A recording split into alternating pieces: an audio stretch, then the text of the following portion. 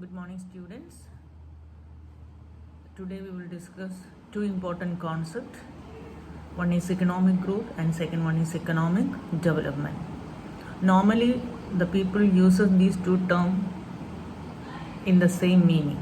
Economic growth and economic development ഒരേ മീനിങ്ങിലാണ് നമ്മൾ use ചെയ്യാറ്. എക്കണോമിക് ഗ്രോത്ത് എന്താണെന്ന് ചോദിച്ചാലും the growth of an economy. Economic development എന്താണെന്ന് ചോദിച്ചാലും the growth of economy. But in economics, there is huge difference between these two concepts. So the aim of every economy, every country in the world, it is to achieve maximum economic growth and economic development. So what is the main difference between economic growth and economic development? So the economic growth is the increase in national income and per capita income of an economy. ഇപ്പോൾ ഒരു നാടിൻ്റെ income കൂടിക്കൊണ്ടിരിക്കുകയാണ്. ഒരു നാടിൻ്റെ income എന്ന് പറഞ്ഞാൽ it is national income. ആ income എല്ലാവർക്കും ഡിവൈഡ് ചെയ്ത് കൊടുത്തു കഴിഞ്ഞാൽ if it is distributed among the people in an economy that is called per capita income. So economic ഗ്രോത്തും ഇക്കണോമിക് ഡെവലപ്മെൻറ്റും ഓർഡിനറി മീനിങ്ങിൽ ഇഫ് ഇറ്റ് ഈസ് ഓർഡിനറി ആൾക്കാർക്ക് ലേമാന് if it is used as used in similar meaning. പക്ഷേ എക്കണോമിക്സിൽ there is wide difference ഉണ്ട്. അപ്പോൾ economic growth എന്ന് പറഞ്ഞാൽ കുറേ കൂടി നാരോ ആയിട്ടുള്ള ഡിഫറൻസ് ആണ്. ദാറ്റ് ഈസ് ഒരു ഇക്കോണമിയുടെ national income per capita income if it is continuously increasing for a long period of time it can be termed as economic growth. അപ്പോൾ ആ നാഷണൽ ഇൻകത്തിലും പെർ ക്യാപിറ്റ ഇൻകത്തിലും മാത്രം വ്യത്യാസം മതി, അല്ലെങ്കിൽ ഇൻക്രീസ് മതി. സ്റ്റഡി ആയിട്ട് over a long period of time if it is increase in national income and per capita income നമുക്ക് പറയാൻ പറ്റും ആ ഇക്കോണമിയിൽ ഗ്രോത്ത് ഉണ്ടെന്ന്, അല്ലെങ്കിൽ ഇക്കണോമിക് ഗ്രോത്ത് ഉണ്ടെന്ന്. For example, if India's national income and per capita income is steadily increasing for the last 10 or 15 years, we can say that the Indian economy is growing. So, in economic growth, only national income and per capita income. Quantitative measurement മാത്രമേ വരുന്നുള്ളൂ.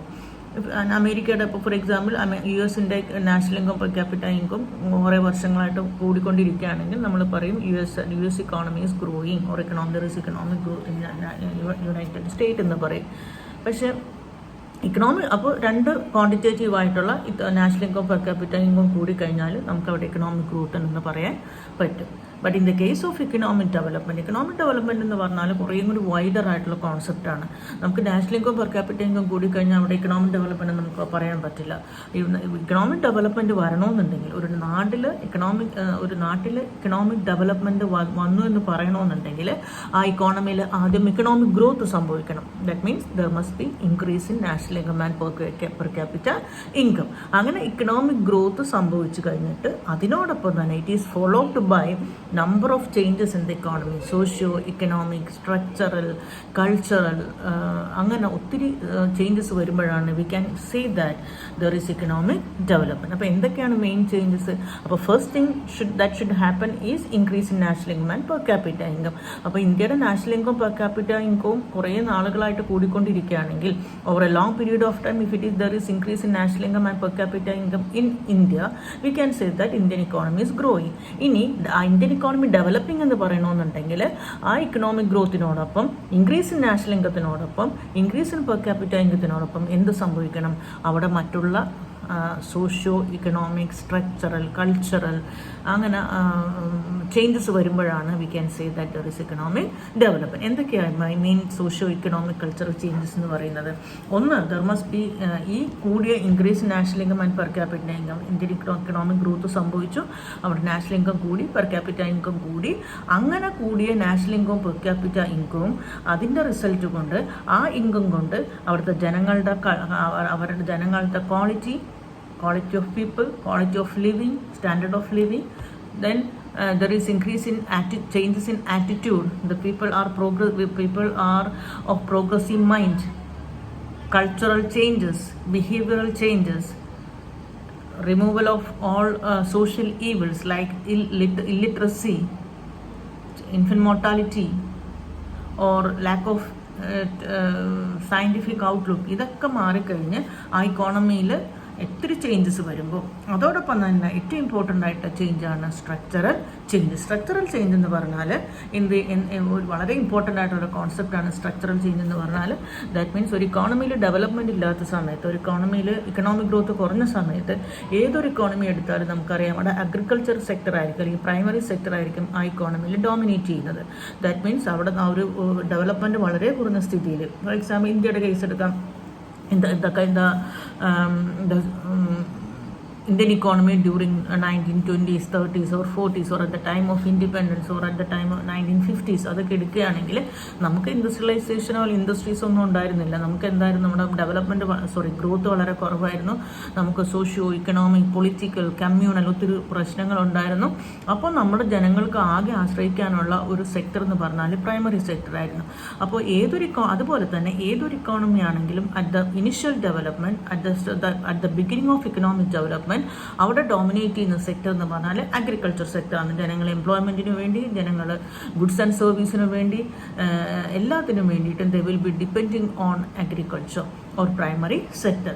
അപ്പോൾ economic development വരണമെന്നുണ്ടെങ്കിൽ എന്ത് ചെയ്യണം, അവിടെ national income per capita income കൂടി അതിനോടൊപ്പം തന്നെ ആ ഇക്കോണമിയുടെ ഡെവലപ്മെൻറ്റ് പ്രോസസ്സ് പ്രൈമറി സെക്ടറിൽ നിന്ന് സെക്കൻഡറി സെക്ടറിലേക്കും ടെർഷറി സെക്ടറിലേക്കും പോകുമ്പോഴാണ് അവിടെ നമുക്ക് പറയാൻ പറ്റുന്നത് സ്ട്രക്ചറൽ ചേഞ്ച് വരുന്നെന്ന് പറയാം. അപ്പോൾ ഏതൊരു ഇക്കോണമി ആണെങ്കിലും ഒരു സ്ട്രക്ചർ ഓഫ് ആൻ ഇക്കോണമി എന്ന് പറഞ്ഞാൽ 3 സെക്ടേഴ്സാണ്, നിങ്ങൾ പഠിച്ചിട്ടുള്ളതാണ്. Primary sector, secondary sector and tertiary sector. ഈ 3 സെക്ടറും കൊണ്ടാണ് ഒരു ഇക്കോണമി ഉണ്ടായിരിക്കുന്നത്. അല്ലെങ്കിൽ അവിടെ നടക്കുന്ന ഇക്കണോമിക് ആക്ടിവിറ്റീസ് എന്ന് പറഞ്ഞാൽ ഈ 3 സെക്ടറിൽ നടക്കുന്ന ഇക്കണോമിക് ആക്ടിവിറ്റീസ് ആണ്. അപ്പോൾ ഇതാണ് this is A structure of an economy. അത് ഏത് ഇക്കോണമിയാണ് അങ്ങനെയാണ്, ഏത് ഇക്കോണമി ആണെങ്കിലും അതിൻ്റെ സ്ട്രക്ചർ ഇങ്ങനെ തന്നെയാണ്.